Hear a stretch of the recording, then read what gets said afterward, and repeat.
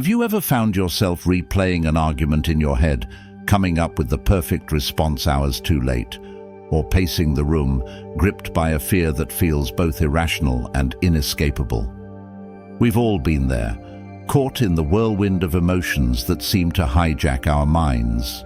But what if I told you that mastering those emotions is not only possible, but can become your greatest strength? In this video, we'll explore 12 Stoic strategies to help you master anger, fear, and anxiety and regain inner peace. The Stoics taught that true strength comes not from controlling the world, but from mastering your mind. As Marcus Aurelius famously said, "You have power over your mind, not outside events. Realize this, and you will find strength." It's an eye-opening reminder that we waste so much energy trying to wrestle with what's beyond our control, while the real power lies within. In this video, we'll explore 12 strategies to help you turn this ancient wisdom into action, ways to navigate anger, fear, and anxiety with grace. Stick around, and I'll share a practical exercise you can use today to take back control when emotions threaten to overwhelm you. Number 1, recognize what's in your control. There's an old parable of a farmer who owned a single horse, his most prized possession. One day, the horse broke free and ran off. The neighbors rushed over, lamenting his misfortune. "How terrible," they said. The farmer shrugged and replied, "Maybe so, maybe not." A week later, the horse returned, bringing with it a herd of wild horses. "What incredible luck!" the neighbors exclaimed. Again the farmer said, "Maybe so, maybe not." Shortly after, the farmer's son, while taming one of the wild horses, fell and broke his leg. The neighbors, ever quick to judge, called it a tragedy. The farmer simply replied, "Maybe so, maybe not." Weeks later, the army came to the village, recruiting young men for war, but the son, unable to walk, was spared. The lesson is clear: events are neutral. It's our reaction to them that colors our experience. The farmer understood that wasting energy on what he couldn't control, be it the loss of his horse or his son's injury, was pointless. Instead, he focused on what he could control, his own perspective.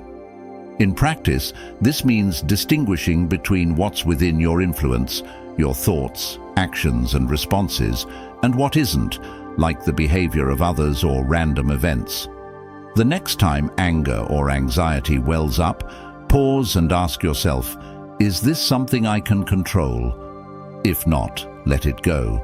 This shift in focus is liberating, freeing you from unnecessary frustration and channeling your energy toward what truly matters. Number 2, pause and reflect. In ancient Greece, there was a wise philosopher named Chrysippus who once faced a young student bursting with anger. The student, convinced he had been wronged by a fellow scholar, stormed into Chrysippus's presence, demanding advice on how to retaliate. Instead of answering, Chrysippus handed him a glass of water and instructed him to hold it steady. Confused but obedient, the student complied. After a while, his arm began to tremble, and the water started to spill. Chrysippus then asked, "Do you see how tension makes you unsteady? So it is with your mind when anger takes hold. Let it settle, and you'll see clearly." This tale underscores the power of pausing before reacting. In the heat of the moment, anger, fear, and anxiety distort our judgment. When we act impulsively, we risk pouring fuel on the emotional fire. But when we pause, just long enough to reflect, we allow those emotions to lose their grip. In practice, this pause can be as simple as taking a deep breath, counting to 5, or walking away briefly to regain composure. These small moments of reflection give your rational mind a chance to intervene, turning a reactive response into a thoughtful one. The next time you feel emotional turbulence rising, try it. Pause, reflect, and ask yourself, what's the best way to handle this? You might be surprised at how quickly the storm inside you begins to calm. Number 3. Channel anger constructively. The ancient Roman statesman Cato the Younger was known for his unshakable principles, but one story of his anger is particularly revealing. During a heated Senate debate, a rival insulted him publicly, calling his integrity into question. Rather than retaliate with rage, Cato stood silent, his face flushed. After a moment, he calmly delivered a rebuttal that dismantled the man's argument, not with venom, but with facts and reason. His words were so cutting and precise that his rival was left speechless. When asked later why he hadn't lashed out, Cato simply replied, "Anger is a weapon best wielded with precision, not recklessness." Cato's story flips the script on anger. It's not something to suppress or explode with. It's energy, and energy can be redirected. Think of it like fire. Uncontrolled, it destroys, but focused, it can forge tools or light the way. To apply this, when anger flares up, ask yourself, what's the root of this feeling? Is it injustice, frustration, or hurt? Then, use that insight to take productive action. Write your thoughts down to clarify them.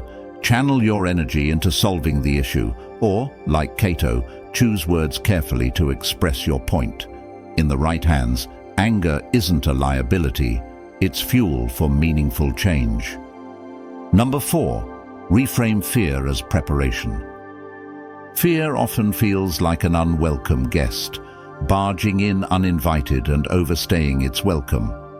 But what if, instead of resisting fear, you saw it as a signal, an ally highlighting what demands your attention? Reframing fear as preparation allows you to shift your mindset from panic to action. After all, fear arises when you sense a challenge ahead, and that awareness can be turned into a powerful tool. Consider the tale of the Persian general, Cyrus the Younger. Before a critical battle, Cyrus noticed his soldiers trembling with fear. Instead of chastising them, he addressed their anxiety directly, saying, "Your fear is the proof of your awareness. You recognize the stakes, and that makes you sharper, more prepared than any overconfident man who charges in blindly." His troops, inspired by this perspective, channeled their fear into readiness and went on to achieve a decisive victory. The lesson here is that fear isn't the enemy, it's a call to prepare. The next time fear grips you, don't fight it. Ask yourself, what can I do right now to be ready for what's ahead? Whether it's rehearsing a presentation, preparing for a tough conversation, or simply planning your next steps. Let fear be the nudge that sharpens your focus and drives you to act with purpose. Number 5. Negative visualization. There's a story about the legendary Athenian statesman Pericles, who once stood atop the city walls at dusk, gazing out at the horizon as dark clouds loomed. A servant approached him nervously, saying, "My lord, a storm is coming. Should we not prepare for the worst?" Pericles, without turning his head, replied, "I prepare for the worst every day, in my mind, long before the storm arrives." He explained how he would regularly imagine Athens under siege, the Acropolis burning, and its people scattered. "It is not despair," he said, "it is readiness. When you have already faced the storm within, it has less power over you without." This practice of negative visualization, mentally rehearsing worst-case scenarios, is a cornerstone of Stoic resilience. By imagining potential challenges or losses, you desensitize yourself to the shock of adversity and prepare rational responses in advance. Instead of being blindsided by difficulties, you meet them with calm and clarity. Try it for yourself. The next time anxiety grips you, picture the worst that could happen. But don't stop there. Ask, how would I handle it? Map out solutions, or simply accept the possibility. By doing so, you'll find that the feared event loses its sting and you gain a sense of control, even in uncertainty. Number 6, practice mindfulness.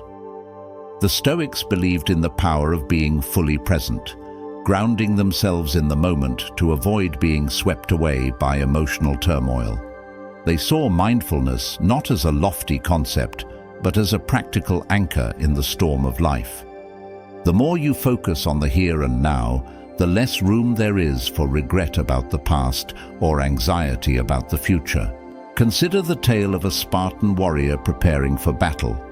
As he polished his sword and adjusted his armor, a nervous recruit asked him, "Aren't you afraid of what might happen tomorrow?" The warrior, without looking up, replied, "Tomorrow?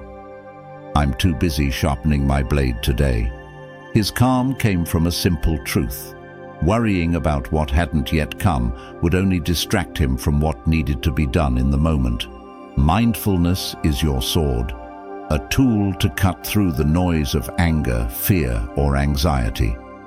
When emotions threaten to take over, try grounding yourself with the 5-4-3-2-1 technique.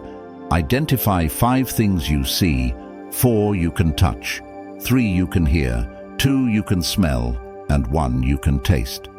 This exercise centers you in the now, where emotions lose their grip and clarity takes their place. Number 7, detach from labels. The Stoics taught that emotions themselves are not inherently good or bad. They are simply signals.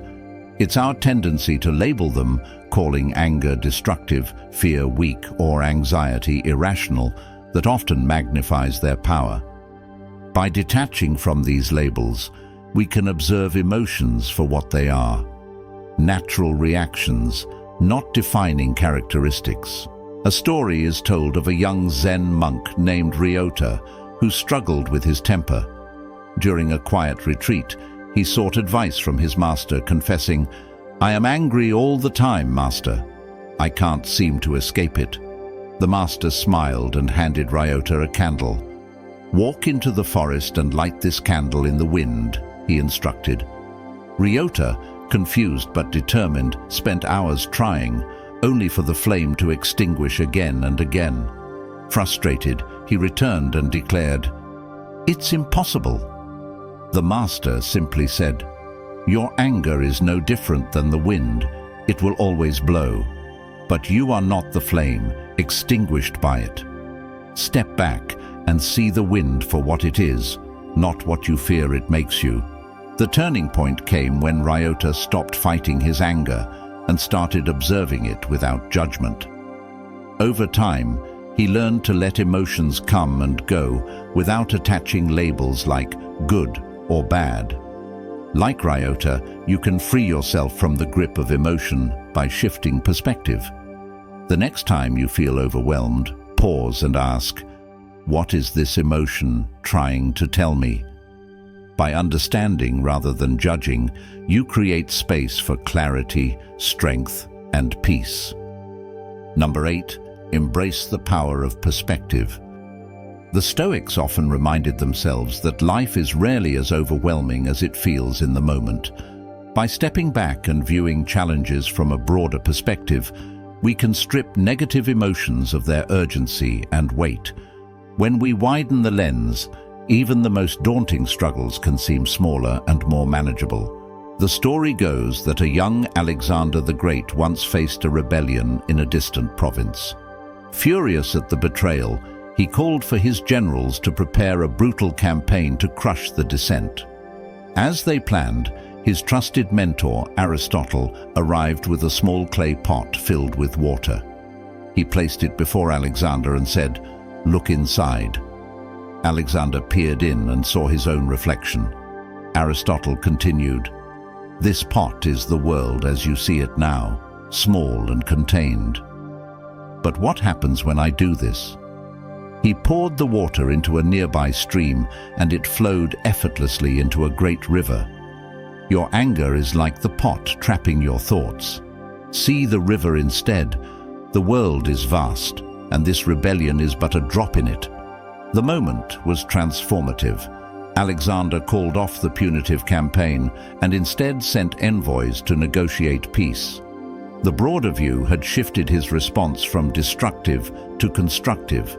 You can do the same by asking, will this matter in a week, a year, a lifetime? This simple mental exercise can shrink seemingly insurmountable problems, giving you the calm and clarity to act wisely. Number 9, focus on your role, not the outcome. The Stoics believed that while we cannot always control the outcomes of our efforts, we can always control the integrity and intention we bring to our actions. By focusing on playing our role well, rather than obsessing over results, we free ourselves from unnecessary stress and disappointment. There's a tale of a skilled archer named Arion, renowned for his precision. During a grand competition, he faced his most challenging shot yet, hitting a distant target in the middle of a fierce wind. As he prepared, his rival jeered, "You'll miss and embarrass yourself." But Arion remained calm. "My task," he said, "is not to ensure the arrow hits the mark, but to draw the bow with mastery and release it with care." He loosed the arrow, and though the wind veered it slightly off course, it landed close to the bullseye. The crowd erupted in applause, not because of where the arrow landed, but because they had witnessed perfection in the act itself. The lesson is simple yet profound. Focus on your effort, not the uncontrollable twists of fate. Whether it's preparing for an exam, delivering a presentation, or handling a difficult conversation, pour your energy into what you can do, not what might happen. The act of doing your best is its own reward, and with it comes a sense of peace no outcome can shake. Number 10, accept the nature of change. The Stoics taught that change is not just inevitable, it is the essence of life itself. Resisting change leads to frustration and suffering, but embracing it allows us to flow with life rather than fight against it. There is an ancient story about a river that winds through a small village. One day a great storm strikes, and the river floods its banks, sweeping away homes and crops. The villagers cry out in despair, except for one old man who calmly begins to gather stones and rebuild his garden wall. A young villager, puzzled, asks, "How can you work so peacefully when everything has been destroyed?" The old man replies, "The river has always changed. Sometimes it gives, and sometimes it takes. My job is not to stop the river, but to build wisely along its course." The wisdom in this story is clear. Life, like the river, is in constant motion. The next time you find yourself wrestling with the discomfort of change, remind yourself that resisting it only creates unnecessary pain. Instead ask, how can I adapt to this? By accepting the impermanence of things, you can find strength in flexibility and peace in the ever-changing flow of life. Number 11, cultivate gratitude in adversity. Have you ever stopped to ask yourself, what remains when everything seems to be falling apart? The Stoics believed that even in hardship, gratitude is the key to finding clarity and strength. It shifts your focus from what's lost to what endures, helping you uncover resilience even in the darkest moments. Consider the story of Cleanthes, the philosopher who returned home one evening to find his humble hut reduced to ashes by fire. As the smoke still rose from the ruins, he stood amidst the destruction, facing not only the loss of his shelter, but also the daunting reality of starting over with nothing. Yet, instead of despairing, he gazed at the ruins and said, "The fire has freed me from my attachments. Now, I can rebuild with wisdom." That night, as he slept under the open sky, he marveled at the stars above and reflected, "Tonight, I have the heavens as my roof." His neighbors, puzzled by his calm, asked how he could find peace in such devastation. Cleanthes answered simply, "I am grateful for what remains, for the chance to begin anew, and for the lessons this loss has taught me." So, what can you find to be grateful for, even in moments of despair? Is it the support of a friend, a lesson learned, or the strength you've gained through perseverance? By choosing gratitude, you reclaim power over your circumstances and transform adversity into an opportunity for growth. What's one thing you can appreciate right now? Number 12. Practice voluntary discomfort. How often do you avoid discomfort at all costs? The Stoics taught that by willingly exposing yourself to challenges, you build resilience and reduce fear of the unknown. When you practice discomfort, life's hardships feel less daunting because you've already trained yourself to endure them. There's a tale of a wealthy Roman senator named Cato, who, despite his privilege, would walk through the marketplace wearing the simplest and cheapest of garments. The crowds would laugh and mock him, shouting insults as he passed. One of his friends asked, "Why do you subject yourself to such humiliation when you can easily avoid it?" Cato replied, "If I cannot bear the scorn of a crowd, how will I ever endure real adversity?" By practicing discomfort now, I prepare my mind to remain unshaken in moments that truly matter. His composure in the face of ridicule became legendary, earning him respect even from those who once mocked him. The question is, what small discomfort can you willingly face today? Is it skipping a luxury, embracing a challenging conversation, or even stepping out of your comfort zone physically? By voluntarily facing discomfort, you remind yourself that you are stronger than fleeting inconveniences. Over time, you'll find that what once felt overwhelming no longer holds power over you. So, how will you practice resilience today? Mastering anger, fear, and anxiety isn't about becoming emotionless. It's about becoming unshakable. By applying these 12 Stoic strategies, you're not just managing emotions, you're transforming them into tools for clarity, strength, and growth. Remember, life's storms will always come, but with the wisdom of the Stoics, you can stand firm like a lighthouse guiding the way through the chaos. And as promised, here's a simple, practical exercise you can use the next time emotions threaten to overwhelm you. The Stoic pause. When you feel anger, fear, or anxiety building, stop and take a slow, deep breath. As you inhale, silently say, "This is just a sensation." As you exhale, say, "I am in control of my response." Repeat this 3 times. It's a small but powerful way to step back, reclaim your calm, and act with intention instead of reacting impulsively. So, which strategy or exercise will you put into practice today? The path to emotional mastery starts not tomorrow, not someday, but right now. Take the first step, and you'll find that the peace you've been searching for has been within your control all along. If you've made it this far, you already know the power of mastering your emotions, but we're just getting started. In our next video, Calm is Immense Power, we'll dive deeper into how cultivating a steady, unshakable presence can transform not just your inner world, but the way others perceive you. Trust me, you won't want to miss it. If you found value in this video, why not share it with someone who could use a little Stoic wisdom? And of course, don't forget to hit subscribe and tap the notification bell so you're first in line for more insights that will change the way you think and live. Thank you for watching and for taking a step toward becoming the calm, resilient force the world so desperately needs.